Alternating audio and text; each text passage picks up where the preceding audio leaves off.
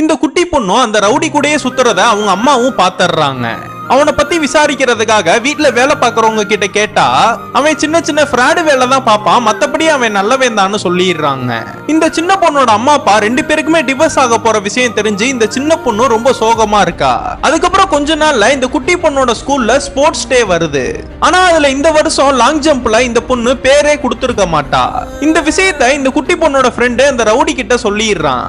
நீ ஏன் ஸ்போர்ட்ஸ் டேல லாங் ஜம்ப்ல பேர் கொடுக்கலன்னு அந்த பட்டாம்பூச்சி சேகரும் கேட்டா, எங்க ஸ்கூல்ல இருக்கிற பிடி சார் மறுபடியும் என்ன ஃபவுல் தான் சொல்லி வெளியில அனுப்புவாரு, அப்புறம் எதுக்கு நான் பேர் கொடுக்கணும்னு சொல்றா. நான் மலை மேல இருக்கிற ஒரு ஏஞ்சலை பார்க்கணும், அந்த ஏஞ்சல் கிட்ட என்னோட ஆசையை சொன்னதுக்கு அப்புறம் தான் நான் லாங் ஜம்ப்ல கலந்துக்குவேன்னு சொல்றா. அந்த மலைக்கு நான் உன்னை கூட்டிட்டு போய் ஏஞ்சல் கிட்ட உன்னை காட்டுறேன்னு நம்ம பட்டாம்பூச்சி சேகரும் சொல்றான். இதனால மலைக்கு போறதுக்காக அவங்க அம்மா கிட்ட பெர்மிஷன் வாங்கிட்டு மலை மேல நின்னு ஏஞ்சல் மாதிரி நடிக்கிறதுக்காக ஒருத்தன் கிட்ட 2000 ரூபாய் பணத்தையும் கொடுத்து இந்த சின்ன பொண்ணு ஆசைப்பட்ட மாதிரி அந்த பட்டாம்பூச்சி சேகரும் இந்த பொண்ணை கூட்டிட்டு மலைக்கு போறான். அந்த ஏஞ்சலுக்காக வெயிட் பண்ணிட்டு இருக்கும் போது நம்ம ஏஞ்சல் வருவானேன்னு பார்த்தா அங்க நம்ம துல்கர் வராரு. இவர்தான் நம்ம எதிர்பார்த்த ஏஞ்சலா நினைச்சுக்கிட்டு நீங்க தான் ஏஞ்சலான்னு கேக்குறா. அதுக்கு அவரும் நான் தான் நீ எதிர்பார்த்த ஏஞ்சல், உன்னோட ஆசைய நீ என் காதல சொல்லுன்னு சொல்றாரு.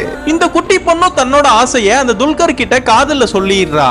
அதுக்கு அவரும் ரொம்ப கஷ்டம் தான், இருந்தாலும் நான் முயற்சி பண்றேன்னு சொல்லிட்டு கிளம்பிடுறாரு. அதுக்கப்புறம் கொஞ்ச நேரத்திலேயே அந்த ஏஞ்சல் வேஷம் போட்டவனும் தாடி மீசையோட மேல வரான்.